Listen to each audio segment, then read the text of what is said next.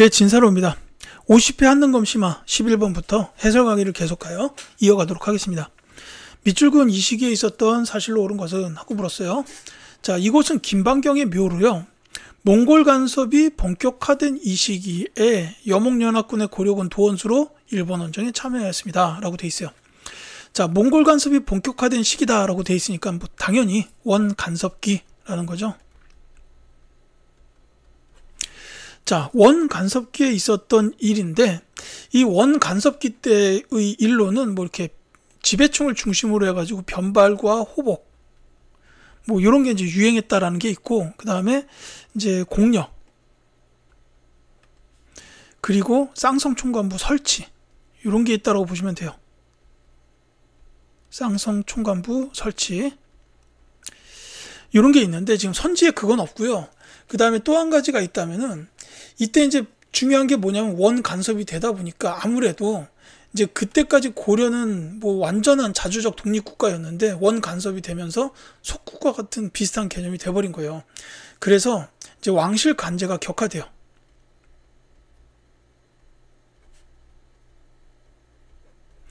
그 뭐 중서문화성, 상서성 이런 게 이제 당나라에서 따온 제도인데 너네가 무슨 당나라 제도를 쓰냐 해가지고 이거 이제 낮춰버립니다.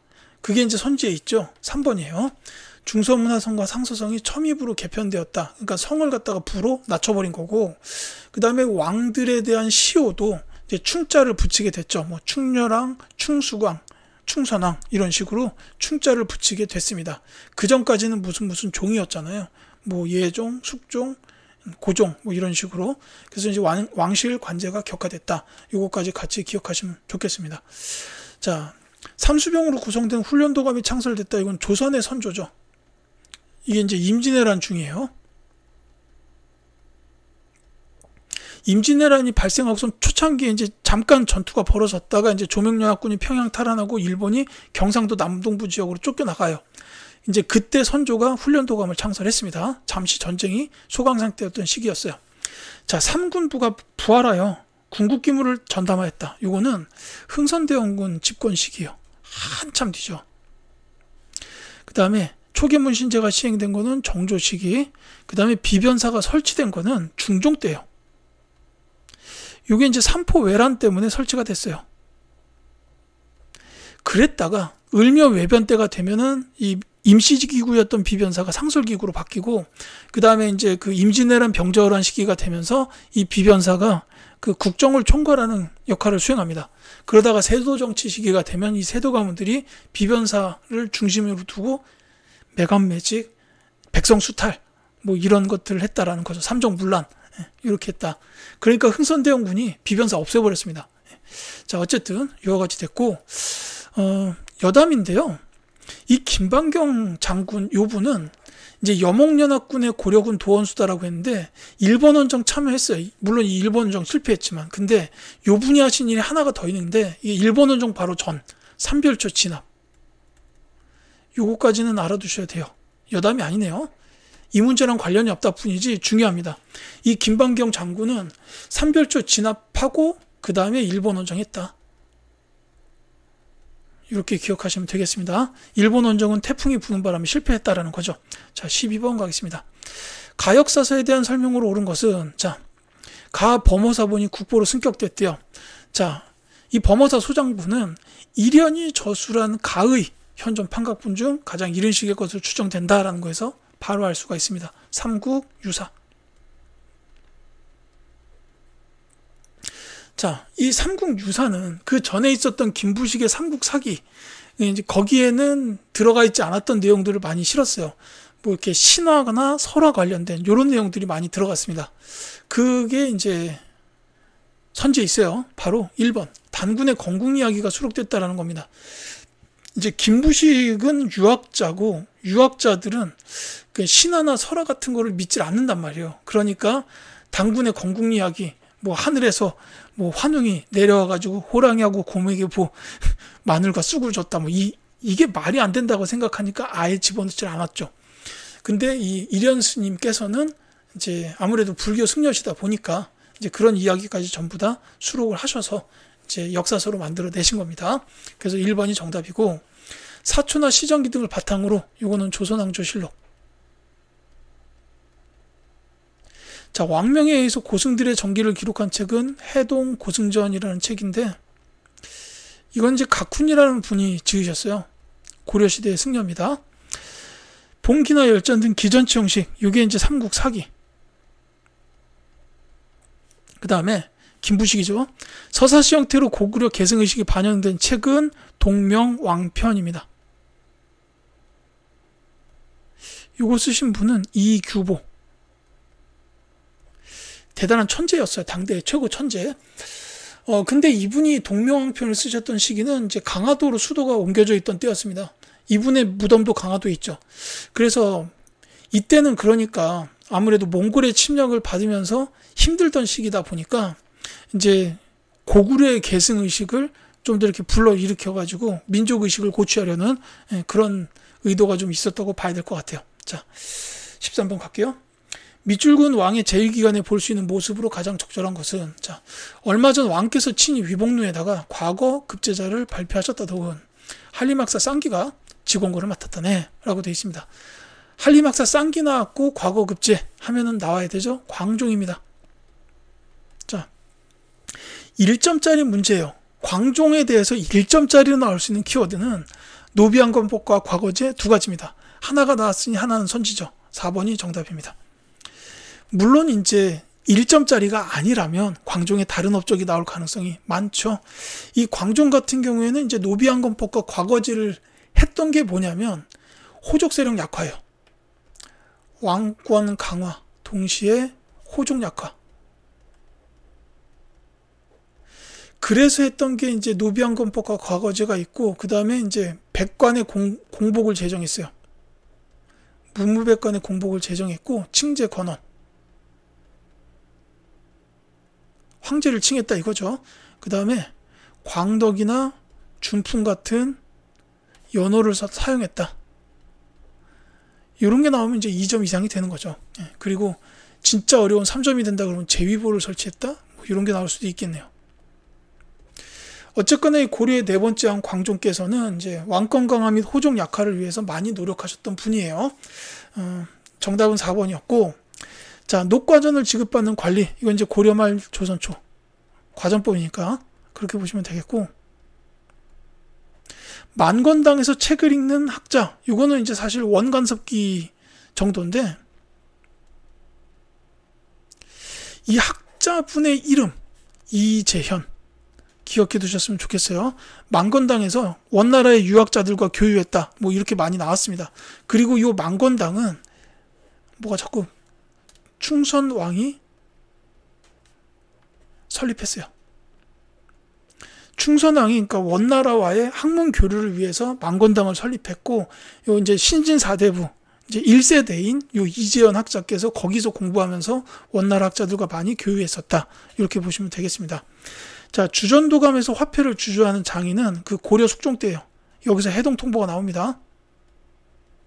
그 다음에 금속활자로 직지심체요절을 인출하는 기술자, 이거 이제 그 1377년입니다. 고려 말기죠. 이거는 사실 뭐 왕보다는 지역이 더 중요해요. 청주, 흥덕사. 이게 지역 문제로 나올 수 있기 때문에 이거를 기억해 두시면 좋겠습니다. 자, 14번 갈게요. 자, 다음 사진전에 전시될 사진으로 적절하지 않은 것은, 자, 이 시일에서는 땡땡 시대 불상의 사진을 전시합니다. 대형 철불이 유행하였으며 논산 관촉사 석조 미륵보살 입상처럼 거대한 불상이 조성되기도 하였다라고 되어 있죠. 자, 이게 바로 관촉사 석조 미륵보살 입상입니다. 이걸 딱 보시면 이제 요거는 좀 선지 2번을 먼저 말씀드릴까요? 이게 석굴암 본존불상이잖아요. 통일신라입니다. 이건 뭐 워낙 유명한 거니까 먼저 말씀을 드릴게요. 석굴암 본존불이에요. 딱 정형화되어 있는 뭔가 완벽한 모습, 카리스마가 느껴지지 않습니까? 근데 이제 요때 고려시대로 넘어오면서 이제 보면은 상당히 개성이 있는 불상들이 많이 생겨요. 요거는 호족 세력이 성장하면서 나타나게 된 지방 색깔의 강화, 요 정도로 이해하시면 됩니다. 근데 통일신라 시대 때는 그렇지 않았어요. 왕실을 중심으로 해서 모든 백성들까지가 다 이렇게 하나로 엮여 있던 때라고 보시면 됩니다. 특히 문화적으로는 그랬어요. 그래서 이제 불국사를 가보시면 다보탑이나 불국사 3층 석탑이나 그 옆에 석굴암의 본전물이나 다 보면 완벽하다라는 생각이 들어요. 그만큼 이제 신라의 예술 수준이 높다는 뜻도 되겠지만 이제 국가적으로 이렇게 뭔가 통합이 돼 있었던 문화 체계를 갖고 있었다라는 게 이게 보면 느껴지더라고요. 예. 그래서 불국사는 꼭 가보시기를 바랍니다. 어쨌거나 그러니까는 이제 이 문제는 전시될 사진, 이 시대 불상의 사진이에요. 그러니까 고려 시대입니다. 이게 관촉사 석조 미륵부살 입상이 고려 시대 초기예요. 자, 고려 시대 불상 사진 아닌 걸 찾아라 그랬는데 지금 제가 말씀드린 거에 정답이 나와버렸네요. 자, 석굴암 본전물은 통일신라기 때문에 고려시대가 아니죠. 그래서 적절하지 않은 게 되겠습니다.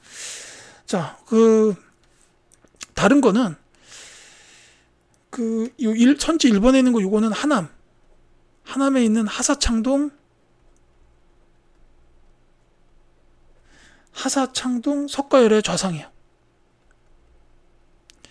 정식 명칭 뭐 이런데 근데 저는 그냥 이거를 하남 하사창동 철불 이렇게 합니다. 철불이에요. 그러니까 철로 만든 불상입니다. 그래서 하남 하사창동 철불 철로 만들었다라는 거죠. 그 다음에 요거는 이제 이천동에 있는 제비원 석불인데 역시 고려시대예요.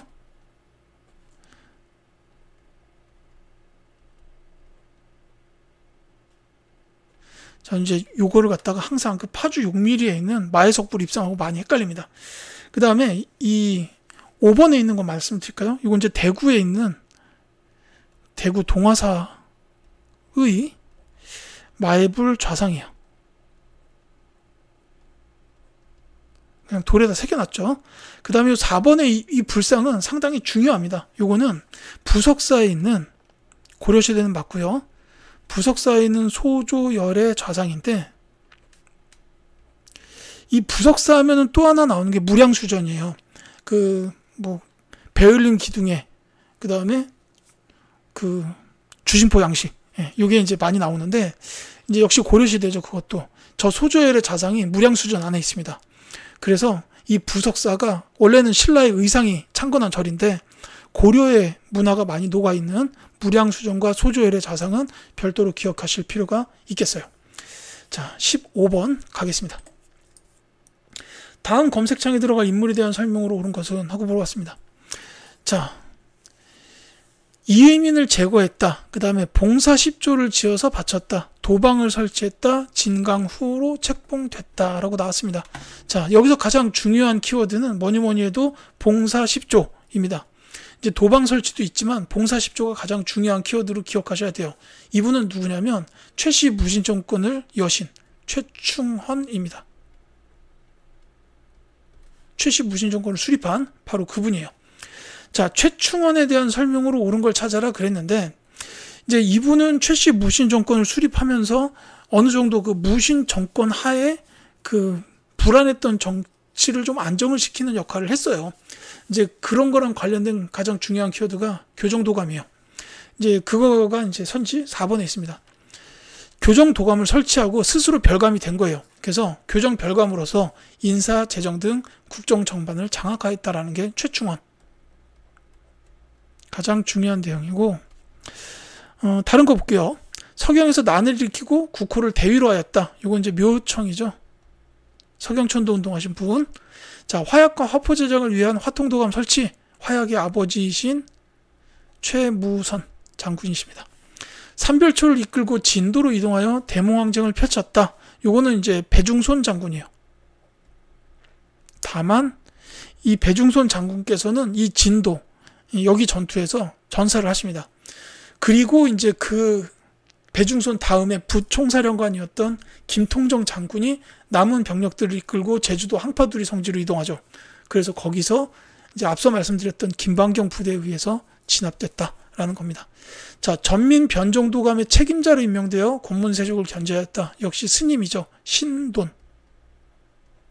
자, 이렇게 보시면 되겠습니다. 16번 갈게요.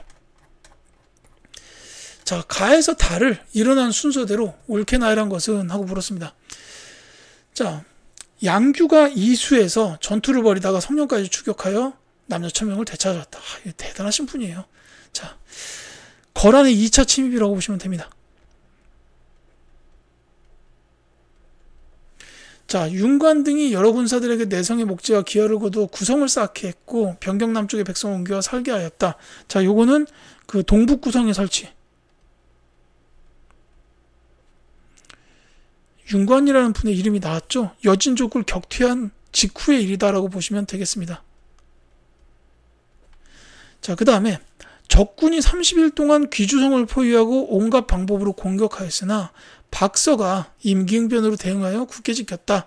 이에 적군이 이기지 못하고 물러났다. 라고 되어 있습니다. 자, 요거는 귀주성만을 보고서 이거 거란의 3차 침입 아닌가? 라고 생각하면 큰일 납니다. 그 귀주 대첩은 강감찬 장군이 이제 총 지휘를 맡으셨고, 그 다음에 귀주성에서 전투를 벌인 게 아니라 그 앞에 있는 평원에서 대회전으로 맞붙은 전투예요. 자, 어쨌든 여기서 이제 귀주성에 대한 요 귀주성 전투, 박서 장군, 요거는 그 몽골 침입 시기에 있었던 전투예요.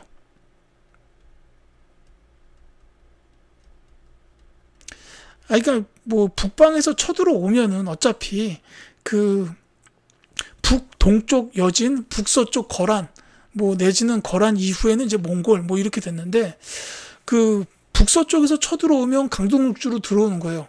그 다음에 북동쪽으로 들어오면은 이제 그 함경도 지역, 동국면 이쪽이 되는 겁니다. 그러니까 뭐 귀주성이다라고 해가지고 그냥 거란 침입으로만 생각하시면 안 되는 거다. 이거 다시 한번 말씀을 드릴게요. 자, 시기상으로 본다면은 거란 침입은 10세기랑 11세기인데 요 2차 침입은 11세기 초에 있었던 일이에요. 그 다음에 이제 요 여진족에 관련된 거는 이제 동북구성 설치는 12세기 초 정도로 보시면 되겠고, 다만 요 여진족이 나중에 금나라로 성장하는 거는 이제 문벌 사회가 동요되던 12세기 중반이다. 이렇게 보시면 되겠습니다. 그 다음에 이제 몽골 침입은 13세기죠. 자, 그래서 이거는 그냥 가나다 순서가 정답입니다. 1번이 답이에요. 자, 17번 가겠습니다. 다음 정책을 실시한 국가의 경제 상황으로 오른 것은, 자, 비옥함과 척박함을 구분하여 문무백관서 부병 한이 내리기까지 모두 과해에 해당하는 토지를 주고, 또 과에 따라 뗄나무를 구할 땅을 주었다라고 되어 있습니다. 자, 이거 좀 이따 말씀드릴게요. 자, 도평의 사사에서 방을 붙여 알리기를 은병 한 개를 쌀로 환산하여 쭉 풍흉을 살펴 값을 정할 것이다 했는데 경시서까지 나왔죠. 심지어 도평의 사사, 이 나라 어디입니까? 바로 고려입니다. 자, 여기 과에 해당하는 토지를 줬다. 이게 이제 전시과 제도를 뜻하는데, 특히나 뗄나무를 구할 땅을 주었다. 이게 전시과에서 말한 시자, 시지예요. 여기서 저는 이제 그 농지, 그리고 농지 뭐 논밭, 이 농지고, 여기서 말하는 뗄나무를 구할 땅이 시지입니다. 이제 시지의 수조권을 받았던 게 그 뗄감이 필요하니까 그런 거죠. 예, 그래서 전시과 제도다 이렇게 보시면 되겠고, 이제 뭐 도평의 사사, 은병, 그 다음에 경치서까지 나왔는데 이건 이제 고려의 대표적인 키워드들입니다. 특히 은병은 활구라고 불렸고 경시서는 시장을 감독했던 기관이죠. 자, 도평의 사사는 도병마사에서 이제 원간섭기에 들어서면서 이름이 바뀌었습니다. 예, 그렇게 보시면 되겠고, 자, 어쨌거나 이거는 고려의 경제 상황을 찾는 문제예요. 선지 쭉 보시면 어렵지 않습니다. 고려의 경제 상황으로 가장 첫 번째 기억하셔야 될 게 뭐냐면 예성강 하구에 있던 병남도가 국제무역항이었다라는 거예요. 그게 4번입니다. 이게 가장 중요하고, 그 외에 이제 여기 나와 있었던 활구, 은병, 이게 이제 사용이 됐고, 그 다음에 이제 관영 상점이 있었다라는 것까지는 기억하셔야 돼요. 서적점이나 다점, 그리고 본문에 있었지만 경시서라는 시장 감독기관이 있었다라는 겁니다. 자, 모내기법이 전국적으로 확산되었다. 덕대가 광산을 전문적으로 경영하였다. 면화, 담배 등이 상품작물로 재배되었다. 모두 조선시대 후기고요. 토지의 비옥도에 따라 6등급으로 나눠서 전세를 거두었다. 이거는 공법인데 이게 이제 세종대왕식이에요. 세종대왕 시기의 공법을 이렇게 이제 비옥도에 따라서 6등급, 풍용에 따라서 9등급 이렇게 나눴다라는 것도 같이 기억해 두시면 좋겠습니다. 자, 18번 갈게요. 가, 마에 대한 탐구 활동으로 적절하지 않은 것은, 자, 경복궁과 종묘, 그 다음에 남한산성과 수원화성, 그리고 영릉과 신륵사 이렇게 나왔습니다. 자, 뭐 요거는 이제 지역적으로 보면 서울, 그 다음에 요거는 이제 남한산성은 경기도 광주라고 보시면 되겠고, 그 다음에 수원, 화성은 말 그대로 수원이죠. 그 다음에 쓸까요? 수원. 그 다음에 이제 요 영릉과 신륵사는 경기도 여주입니다. 자, 이걸 바로 말씀을 드려야겠네요. 특히 요 영릉, 여기는 진짜로 제가 조선의 모든 왕릉 중에서 반드시 가봐야 된다라고 강추드리는 왕릉입니다. 뭐 세종대왕 이분이 계십니다. 뭐 이 조선 왕릉은 사실 조성된 구조라든지 이런 건 거의 비슷비슷해요. 근데 이 이제 세종대왕의 영릉은 정말로 꼭 가보셨으면 좋겠어요. 영릉 자체도 멋있지만 영릉 주변의 전경도 정말 좋아요. 그래서 정말로 강추드리는 왕릉이다. 요겁니다. 자, 아까 이제 가는 경복궁이었습니다. 조선 건국 이후 한양으로 천도한 과정을 조사한다. 맞죠? 저 경복궁이라는 이름을 지은 사람이 정도전이고 천도한 과정도 정도전이 깊게 관여가 돼 있어요. 태조 이성계 때 일이기도 하고요. 그래서 이거는 맞고요. 그 다음에 국왕이 신농 후직에게 풍년을 기원하던 의례를 검색한다라고 했는데 요 신농 후직에게 풍년을 기원한다라는 요 의례, 요 의례가 진행됐던 곳은 선농단입니다. 지금 나에는 종묘가 나왔었잖아요. 종묘. 이 종묘는 그 역대 왕과 왕비의 신주를 모신 곳이에요. 그러니까는 왕의 직계조상들을 모셔놨다라는 거죠. 신주를 모신 곳. 근데 제가 종묘를 갔을 때 공사 중이라서 이거 만회를 못 봐서 되게 안타까워요. 왜냐하면 제가 종묘를 가는 가장 큰 이유는 뭐냐면 여기 공민왕의 신주가 모셔져 있다 해가지고 가려고 했던 거예요. 근데 참 아직도 못 봤어요. 자, 인조가 피신하여 청과 항전을 벌인 과정, 남한산성 맞죠? 장영용 외영의 창설 배경, 수원화성 맞습니다. 이게 정조가 수원화성을 건립했고 장영용도 정조가 만들었잖아요. 그래서 장영용의 외영을 수원화성에 뒀습니다. 이게 맞아요. 훈민정음을 창제한 목적, 세종대왕 능이기 때문에 당연히 맞습니다. 자, 그래서 정답은 2번이죠. 종묘가 아니라 요 신농 후지기의 풍년기원 의례는 선농단이다라는 겁니다. 그래서 종묘랑은 맞지 않다. 2번이 답이 되겠습니다. 자, 19번 갈게요. 밑줄근 이날에 대한 조선의 정책으로 옳은 것은 해가지고 의승관 영조도 이게 나왔는데, 자, 이 나라 사신이 만력제 등극을 알리기 위해 압록강을 건너 의주에 있던 의승관에 도착하는 모습을 그렸다라고 나와 있습니다. 자, 의승관 앞에서 사신 일행을 맞이하고 있다라고 돼 있죠. 사실 이 문제는 조금 어려울 수는 있어요. 왜냐하면 이 만력제라는 분은 명나라의 황제예요. 그래서 사실 여기서 지금 말하고 있는 이 나라는 그 명나라입니다. 근데 이 만력제가 명나라의 황제라는 사실을 모르면 이게 조선의 관리가 의주를 넘어가는 뭐 이런 거니까 명나라인지 청나라인지 이걸 잘 모르겠다는 거예요. 근데 이 명나라는 분명합니다. 근데 만약에 청나라인지 명나라인지가 헷갈린다 하더라도 이 문제는 풀립니다. 자, 하나하나 볼게요. 관군을 조직하여 침입에 대비하였다. 거란이죠. 고려 초기입니다. 한성에 동평관을 두어서 무역을 허용하였다. 북평관은 여진, 동평관은 일본. 그래서 요거는 이제 일본이에요. 그러니까 이제 이렇게 북평관, 동평관 이렇게 놨던 거는 조선의 외교 정책 중 교린 정책과 관련이 있다라고 보시면 되겠습니다. 정도전을 중심으로 요동 정보를 추진하였다. 자, 이 정도전 중심의 요동 정보를 추진은 조선시대 건국 초기에 있었어요. 그러니까 이성계가 태조로 즉위한 이후에 있었던 일입니다. 근데 이거 상대 나라가 명나라예요.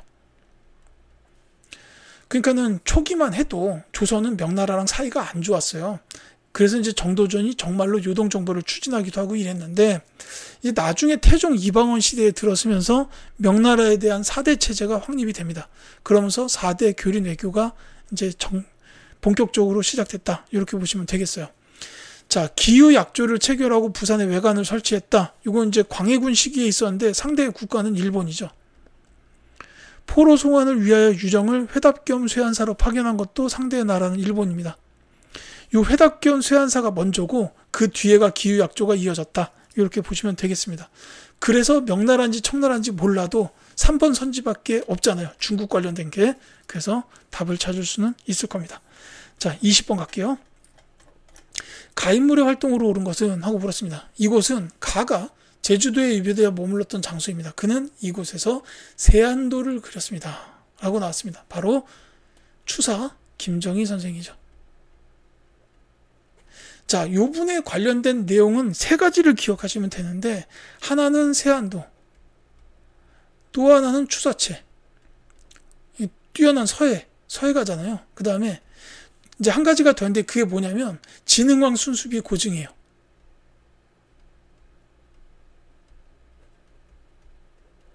금석과학록이라는 책을 통해서 북한산에 있던 비석을 탁본을 떠서 분석한 결과 이거는 진흥왕의 순수비다라고 이렇게 고증을 했다는 겁니다. 이분이 이제 그러니까는 그 금석학의 선구자 같은 분이에요. 자, 그래서 정답은 5번이 되겠죠. 북한산비가 진흥왕 순수비임을 처음으로 고정하였다라는 겁니다. 자, 다른 것도 말씀드릴게요. 백리척을 사용하여 동국지도를 제작하였다. 이 부분은 기억하셔야 돼요. 정상기. 조선시대 후기에 이제 지도 관련돼서는 정상기하고 고산자 김종호 두 분입니다.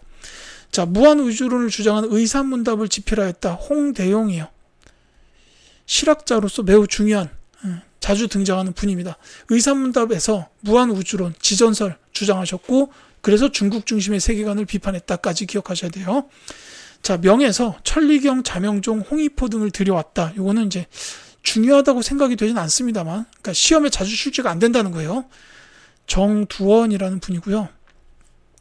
그러니까 제가 어떤 분에 대해서 중요하다, 중요하지 않다 이렇게 말씀드리는 거는 절대로 제 의견이 아니라 그냥 시험에서 많이 나왔냐, 많이 안 나왔냐, 뭐 그거라고 이해해 주셨으면 좋겠어요. 자, 그 다음에 침구술의 집대성, 친구 경험방을 저술하였다. 이 부분은 이제 조선시대 침술의 1인자 허임입니다.